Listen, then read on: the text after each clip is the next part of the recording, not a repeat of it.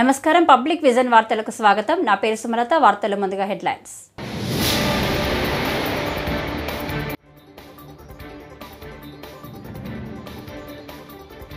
తిరుమల ప్రసాదంపై చంద్రబాబు వ్యాఖ్యలు దుర్మార్గం. వైవి సుబ్బారెడ్డి.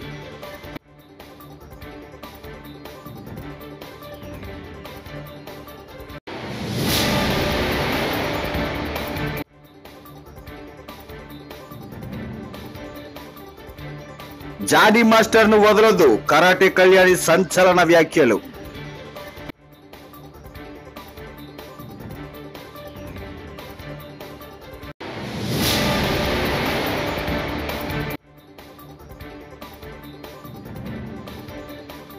తిరుమల లడ్డూలపై ముఖ్యమంత్రి చంద్రబాబు చెప్పినవన్నీ నిజాలే. టిటిడి ఓవి రమణ.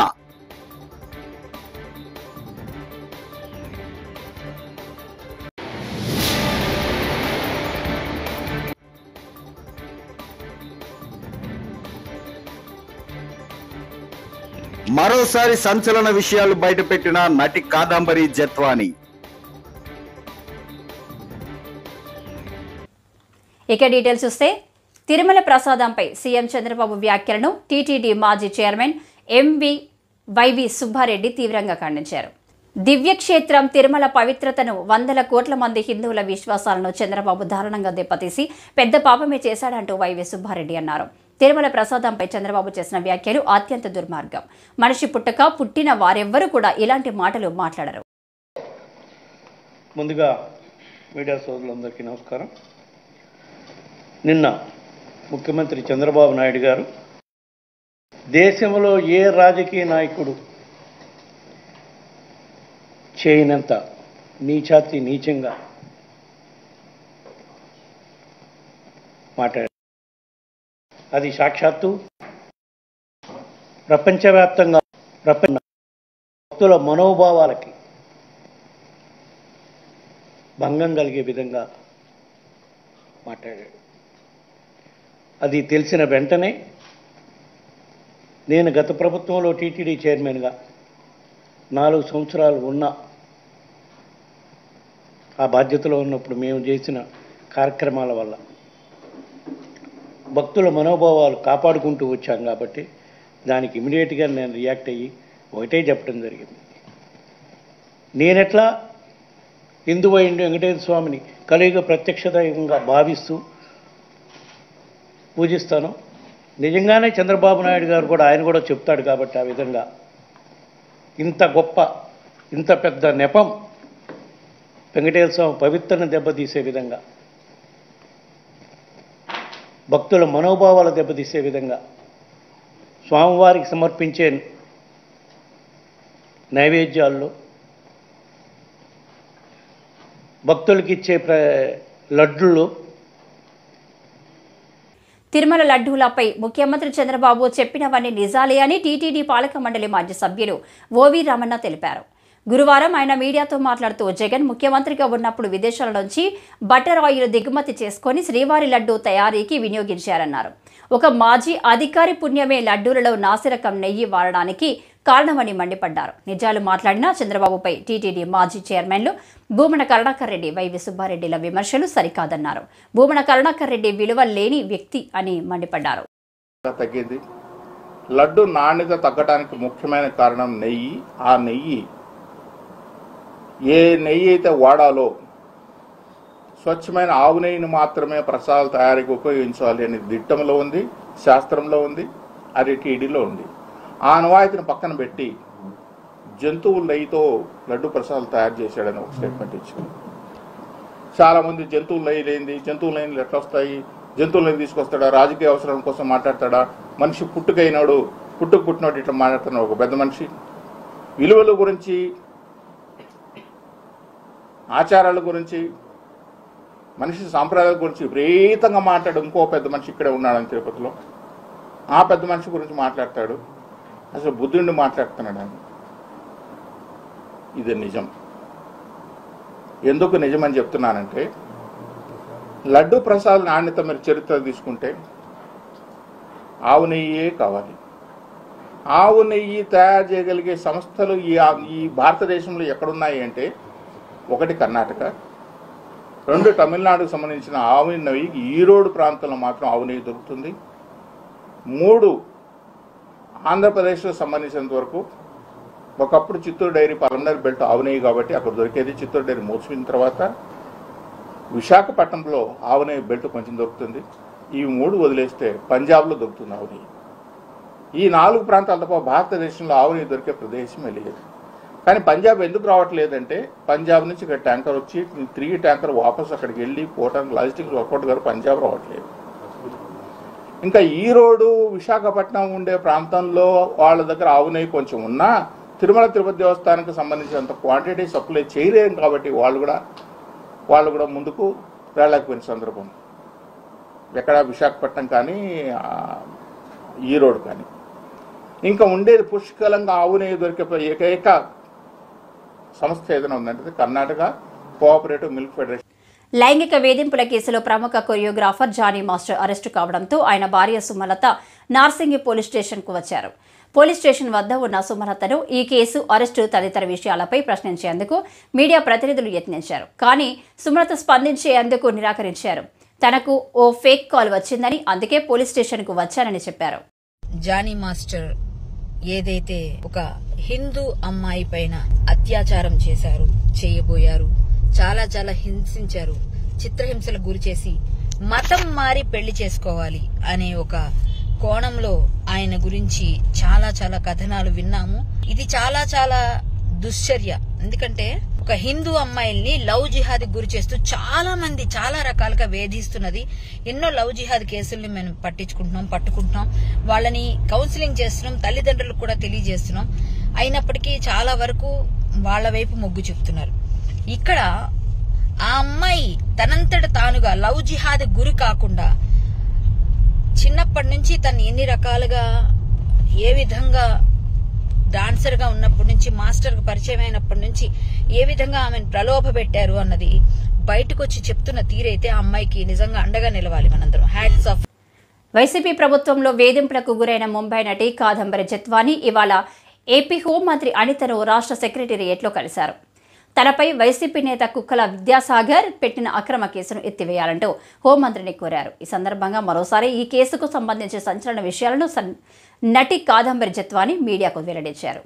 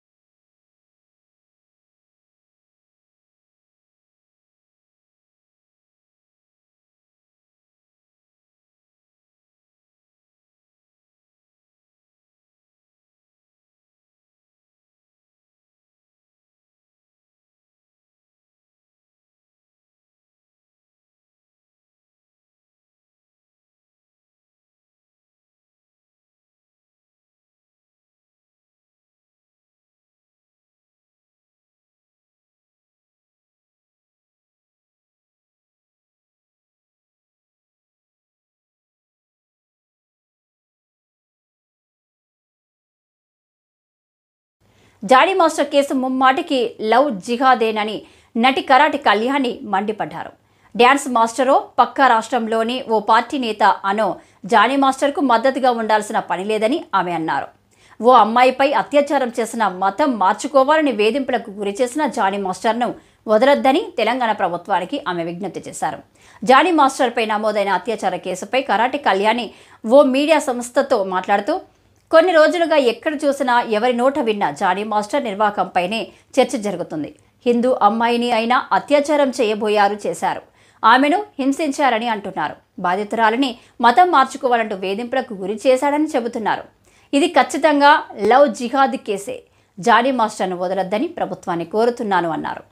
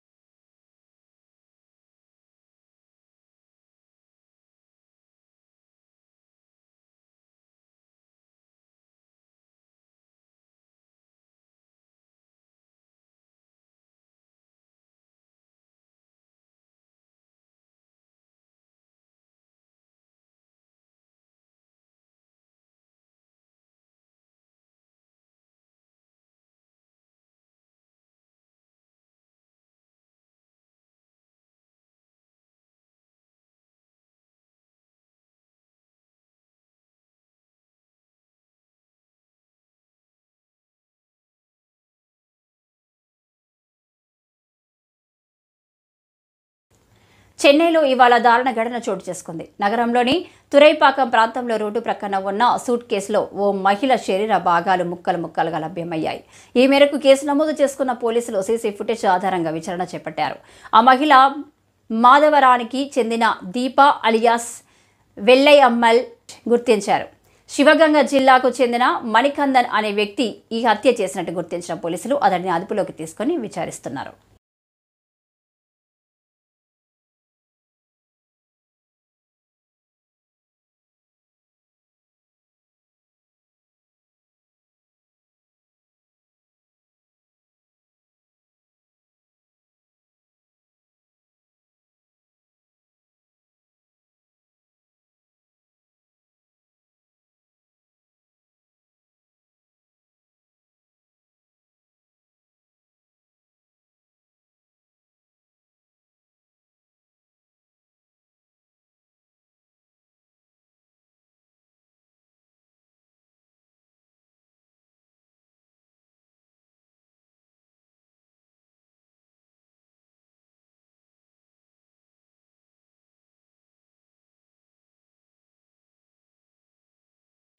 వినుకొండ పట్టణంలో జూలై 17న జరిగిన రషీద్ హత్య కేసులో కోర్టులో పిటిషన్ దాఖలు చేసినట్లు గురువారం మాజీ additional advocate general Ponnavolu Sudhakar Reddy తెలిపారు. రషీద్ హత్య వెనుక నుంచి నడిపించిన వారి పేర్లను కేసులో పోలీసులు నమోదు చేయలేదన్నారు. ప్రధాన నిందితుల పేర్లను కేసులో నమోదు చేయాలని వినుకొండ జూనియర్ సివిల్ జడ్జి కోర్టులో పిటిషన్ దాఖలు చేసినట్లు సుధాకర్ రెడ్డి తెలిపారు.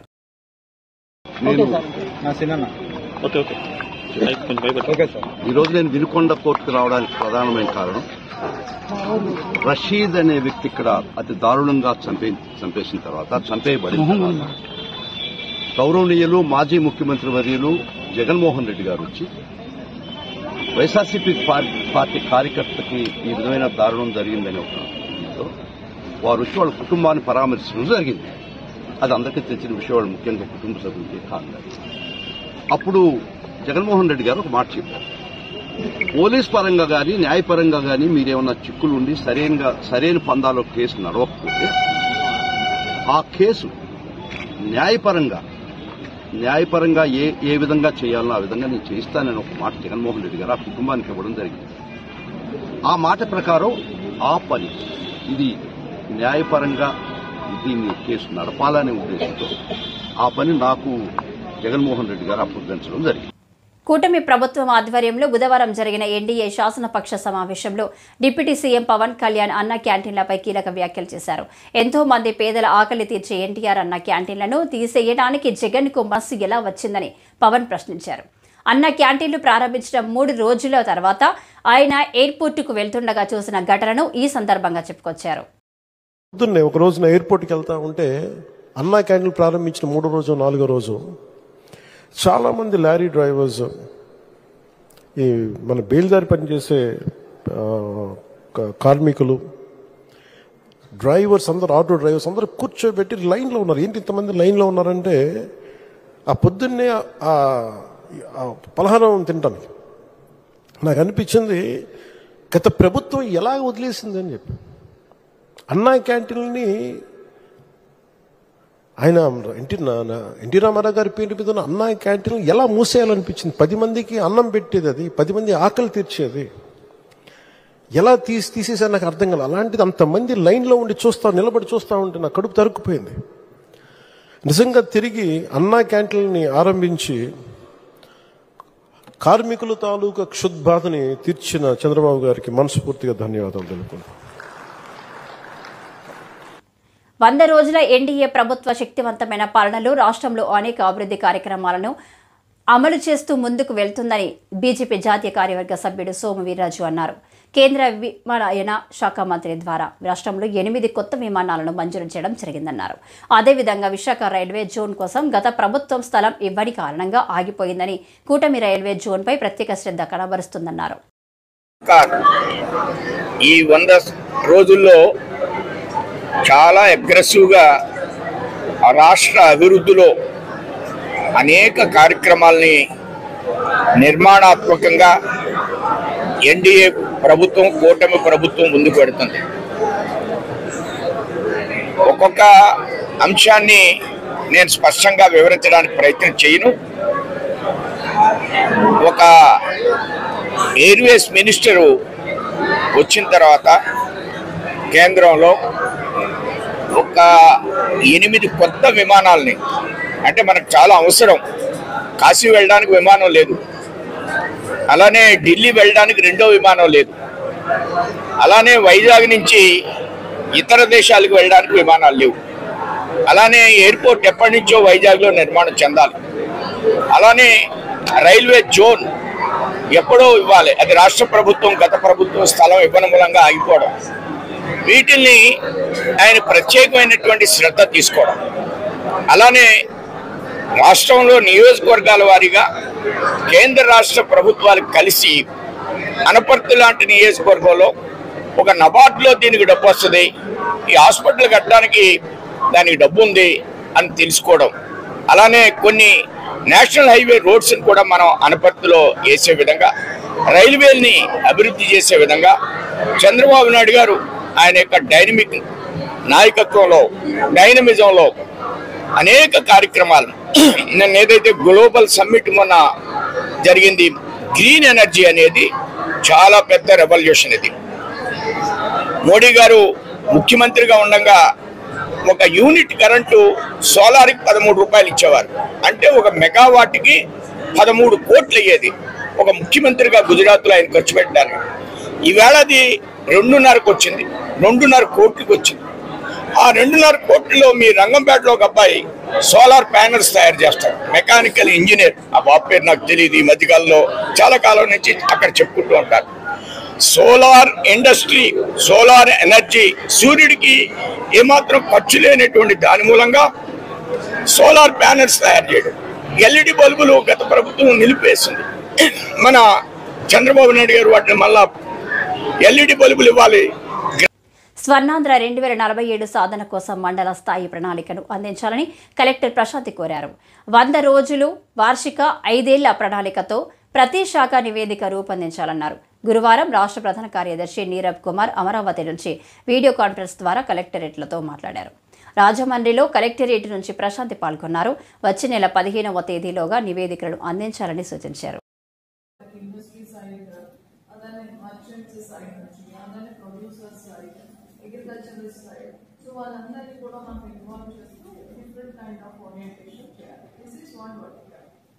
సో విజన్ స్టేట్ లెవెల్లో ఏదైతే విజన్ డాక్యుమెంట్ని పబ్లిష్ చేశారో దాని మీద కన్సెన్సస్ని డెవలప్ చేయడం from student community to the top level అని పబ్లిక్ రిప్రజెంటేటివ్స్.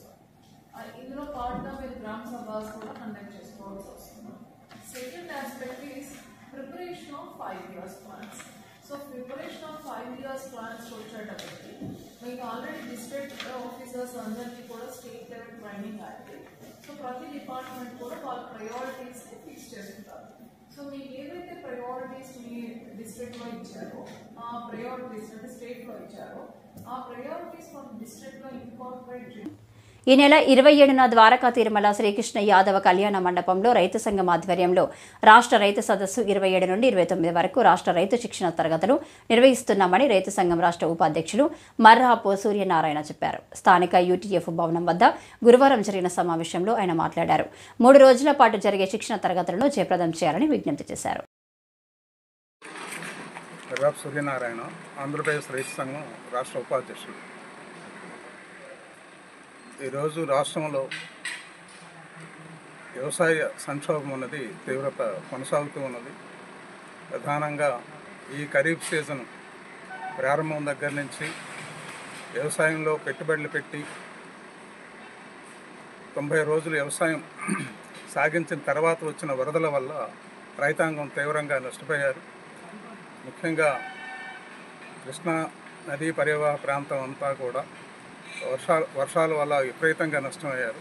అలాగే అటు ఉత్తరాంధ్ర, రాయలసీమ జిల్లాల్లో కూడా తుఫాను ప్రభావంతో నష్టపోయారు. అయితే నష్టపోయిన రైతాంగానికి ఎన్యూమరేషన్ చేసి వెంటనే ప్రభుత్వం పరిహారానికి సంబంధించిన ఏర్పాట్లు 17వ తారీఖు చేస్తానన్నారు. కానీ ఇవాళకి అది ఇంకా స్పష్టత రాలేదు. ప్రభుత్వం అయితే 6 లక్షల పైన ఎకరాలకు నష్టం వచ్చిందని చెప్పేసి ప్రాథమిక అంచనాల్లో చెప్పారు. కానీ ఎన్యూమరేషన్ పూర్తయిన తర్వాత ఈ లెక్కలు ఇంకా పెరుగుతాయి.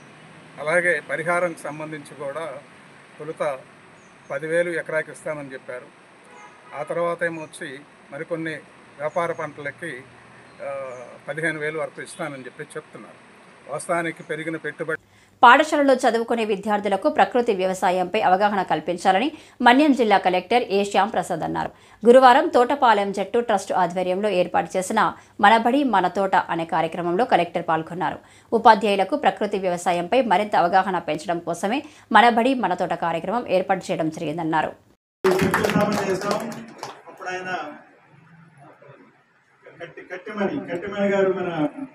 రకరకాల వెస్టర్న్ ఫుడ్స్, జంక్ ఫుడ్స్ అలవాటు పడి అన్ని మన పొట్టలో ఇనాగ్రేషన్ కూడా మనం చేసుకోవడం జరిగింది. రెండో కార్యక్రమం టీచర్లు అందరూ కూడా పడి తోట మన సో ఉపాధ్యాయుల్లో కొంత ఇంకా స్కిల్ అనేది పెంచాలి. వాళ్ళలో కూడా కొత్త కొత్త విషయాల మీద అవగాహన కల్పించాలనే సదుద్దేశంతో ఈ మనబడి మన తోట ప్రకృతి వ్యవసాయం మీద మీకు కూడా అలవాటు చేయాలి అనే విషయం మీద ఈ యొక్క తరగతులు నిర్వహించడం జరుగుతుంది. అండ్ దీనికి జట్టు సంస్థ వారు, విద్యాశాఖ వారు చాలా చాలా ముందుండి నడిపిస్తున్నారు. ముఖ్యంగా మీకు కృతజ్ఞతలండి. అంటే మాకు ఒక ఆలోచన ఏంటంటే స్కూల్లో ఇక్కడ రక్తహీనత ఎక్కువగా ఉంటుంది.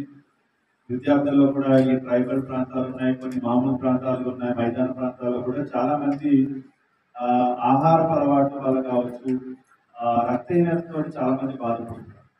సో వాళ్ళకి పౌష్టికాహారం అంటే కేవలం మనం అనుకుంటాం రైస్, సాంబార్ నీళ్ళు ఏవో ఇచ్చేస్తే అయిపోయింది మిడ్ డే మీల్ అయిపోయింది మామ అనిపించడం అనేది కాకుండా గవర్నమెంట్ కొంత ఎగ్ సపోర్ట్ ఇస్తున్నారు, చిక్కీస్ ఇస్తున్నారు. ఇన్ అడిషన్ టు దట్ మనం స్థానికంగా స్కూల్లో ఉన్నటువంటి ఖాళీ ప్రదేశాల్లో ఏదైనా ఆకుకూరలు కానీ కూరగాయల మొక్కలు కానీ పెంచి తద్వారా పిల్లలకి మెనూలో దాన్ని భాగం చేస్తే మంచి ఆహారం. అడిగిన వెంటనే పార్టీలోకి ఆహ్వానించిన జనసేన అధినేత పవన్ కళ్యాణ్ కు కృతజ్ఞతలు తెలుపుతున్నట్లు మాజీ మంత్రి బాలినేని శ్రీనివాసరెడ్డి తెలిపారు. మంగళగిరిలోని పార్టీ కార్యాలయంలో పవన్తో భేటీ అనంతరం ఆయన మీడియాతో మాట్లాడారు. త్వరలో ఒంగోలులో కార్యక్రమం ఏర్పాటు చేసి పవన్ సమక్షంలో జనసేనలో చేరనున్నట్టుగా బాలినేని తెలిపారు. గతంలో తనను ఎన్ని ఇబ్బందులు పెట్టినా వైకాపాను వీడలేదని చెప్పారు. జగన్ను నమ్మి ఆస్తులు పోగొట్టుకున్నట్లు తెలిపారు. వైకాపాలో తాను ఏడ్చిన రోజులు ఉన్నాయని బాలినేని చెప్పారు. మరి ఈరోజు ఆయన అడగగానే నన్ను పార్టీకి ఆహ్వానించినందుకు పవన్ కళ్యాణ్ గారికి నా ధన్యవాదాలు తెలుపుకుంటా ఉన్నాం. అలాగే ఒంగోలు రమ్మంటే తప్పకుండా వస్తాను, డేట్ ఫిక్స్ చేయమని చెప్పి చెప్పడం జరిగింది. మరి 2 డేట్లు మంచి రోజు చూసి డేట్లు ఇవ్వడం జరుగుతుంది. త్వరలోనే ఆ డేట్లు కూడా పెట్టి మరి ఒంగోలులో కార్యక్రమాన్ని పెట్టి పార్టీలో చేర్తామని చెప్పి కూడా తెలియజేసుకుంటూ, జగన్మోహన్ రెడ్డి గారిని కలవటానికి నేనేమి వ్యాపారాల కోసం కలగలే. కేవలం ప్రజల యొక్క పరిస్థితులను చూసి వాళ్ళ అవసరాలు బట్టి మనం పోయి కలిసాము తప్ప దాన్ని కూడా వక్రీకరించి నిన్న ఒక సాయి ఉన్నాడు, సాయి అని ఒక జర్నలిస్ట్ యూట్యూబ్లో జగన్ గారిని కలిసి బ్లాక్మెయిల్ చేసి డబ్బులు అడుగుతా ఉన్నాడు. నేను అడుగుతా ఉన్నా ఈ వేదిక నుంచి జగన్మోహన్ రెడ్డి గారిని, ఆ సాయి గారినే అడగమని పోయి ఆయన జగన్మోహన్ గారిని ఎప్పుడన్నా డబ్బులు అడిగానేమోనని. నా ఆస్తులు బాగొట్టుకున్నాను తప్పితే ఆయన దగ్గర ఏమి నేను ఆశించలా. రాజకీయంగా నాకు అన్యాయం జరిగింది. సరే ఇవన్నీ ఇప్పుడు ఏదో బయటకు వచ్చి మాట్లాడటం కరెక్ట్ కాదు. వాళ్ళు ఏమైనా మాట్లాడితే అప్పుడు నేను స్పందిస్తా, ఏం జరిగినాయి కూడా అన్నీ చెప్తా. ఎందుకంటే రాజకీయంగా ఇప్పుడు ఏదో బయటకు వచ్చి విమర్శించడం నాకు మొదటి కరెక్ట్ కాదు. వాళ్ళు ఎవరన్నా రాంగ్గా రేపు స్పందిస్తే మటుకి మొత్తం ఏం జరిగినాయి కూడా పబ్లిక్గా తెలుపు. ఓపెన్గా చెప్పాను, నేను ఏ డిమాండ్ పెట్టలేదు, నాకు ఆ పదవి ఏమని చెప్పలేదు, ఏమీ లేదు. పవన్ కళ్యాణ్ గారు ఒకటే చెప్పారు, మనం కలిసి పనిచేద్దాం, నేను అన్ని బాగా చూసుకుంటాను అని చెప్పాడు. అంతే, మేము అడగలేదు. నేను పవర్ కోసం ఎప్పుడు పాకులాడలేదు. పవర్ కోసం పాకులాడితే ఆ రోజు మంత్రి పదవి వదులుకునేవాడిని కాదు. 4 years కంబైన్డ్ స్టేట్లో మైన్స్ మినిస్టర్గా ఉన్నాను. ఒక్క నిమిషం ఆలోచించుకుంటూ వచ్చాం. పవర్ కోసం ఎప్పుడూ ఆలోచించలేదు. ఇప్పుడు కూడా ఒక్క డిమాండ్ ఇప్పుడు అడగండి, ఏమన్నప్పుడు పార్టీలో ఉన్నటువంటి నాయకులు అక్కడ ఉన్నారు కదా, ఒక్క డిమాండ్ కూడా నేను అడగలేదు. ఒకటే మీరు చిన్న ఉదాహరణ చెప్తాను. పవన్ కళ్యాణ్ గారిని కలవకుండా నేను రాజీనామా చేసి డిమాండ్ చేసేవాడిని అయితే. ఈ వార్తలు ఇంతటితో సమాప్తం. నమస్కారం.